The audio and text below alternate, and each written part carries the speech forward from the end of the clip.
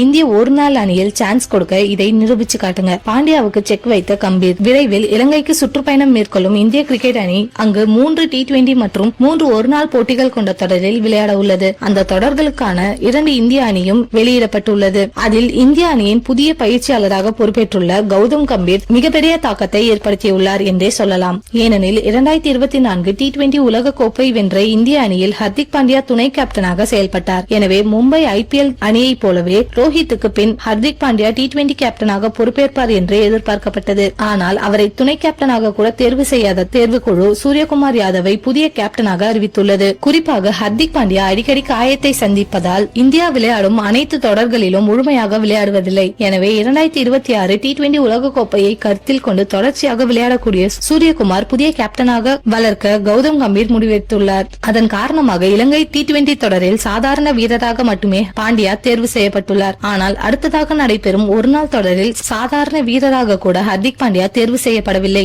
கடைசியாக 2023 உலக கோப்பையில் வங்கதேசத்துக்கு எதிரான போட்டியில் விளையாடிய அவர் காயமடைந்து பாதியிலேயே வெளியேறினார். அதிலிருந்து குணமடைந்து 2024 T20 உலக கோப்பையில் விளையாடிய அவர் இதுவரை உள்ளூரில் கூட ஒருநாள் கிரிக்கெட்டில் விளையாடவில்லை. இந்நிலையில் அடுத்ததாக நடைபெறும் விஜய் ஹசாரே உள்ளூர் தொடரில் விளையாடினால் மட்டுமே பாண்டியாவுக்கு மீண்டும் இந்திய ஒருநாள் அணியில் வாய்ப்பு கொடுக்கப்படும் என்று கம்பீர் தெரிவித்துவிட்டதாக செய்தி வெளியாகியுள்ளது. குறிப்பாக பாண்டியா ஒருநாள் கிரிக்கெட்டில் முழுமையாக 10 ஓவர்கள் வீசி தன்னுடைய பிட்னஸை நிரூபித்த பின் வாய்ப்பு கொடுக்கலாம் என்று தேர்வு குழுவிடம் கம்பீர் கூறியுள்ளார்.